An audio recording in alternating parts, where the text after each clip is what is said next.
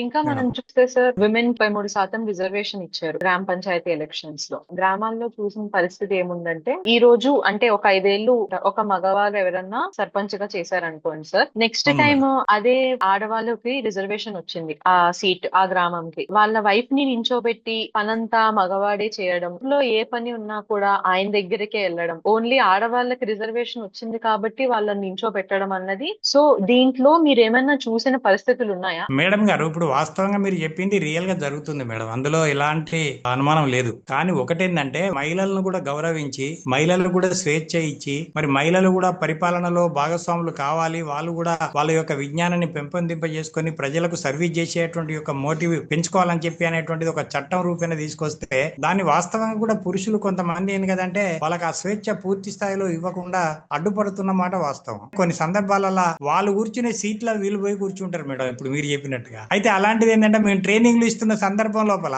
ఆడ సర్పంచులు ఉన్నటువంటి గ్రామం నుంచి ఏంటంటే వాళ్ళ భర్త వచ్చి హాజరవుతాడు. ఏందయ్యా బాబు అంటే, మా ఆవిడకి ఇలా పని ఉన్నదండి అందుకోసం రాలే. మరి సర్పంచ్ ఎవరు, నువ్వా మీ ఆవిడ? మా ఆవిడే. మీ ఆవిడ అయినప్పుడు నువ్వు సర్పంచ్ కి వస్తే ట్రైనింగ్ లో నేర్చుకున్నది మీ ఆవిడకి ఎట్లా అర్థమవుతుంది? కాబట్టి బాబు పంపిస్తే ఆవిడ పంపి, లేకపోతే నువ్వు వెళ్ళిపో అని చెప్పి ఆయన పంపించేదాకా ఎంబడి తెల్లారి ఆమెను పట్టుకొని వచ్చి, అంటే వాస్తవం కూడా వాళ్ళ మీద ఏదన్నా ఉంటే లీగల్ యాక్షన్ తీసుకున్నట్టు గానీ, లేకపోతే సంబంధిత అధికారులు గానీ చూసి కూడా సపరేట్ కూకుంటారు మేడం అధికారులు అయితే. మరి భార్య వంతుకు భర్త వచ్చిందంటే ఇప్పుడు ఏం పేరు పెట్టిందంటే వాళ్ళకు జిరాక్స్ వచ్చిండు, జిరాక్స్ వచ్చిండు అని అంటారు.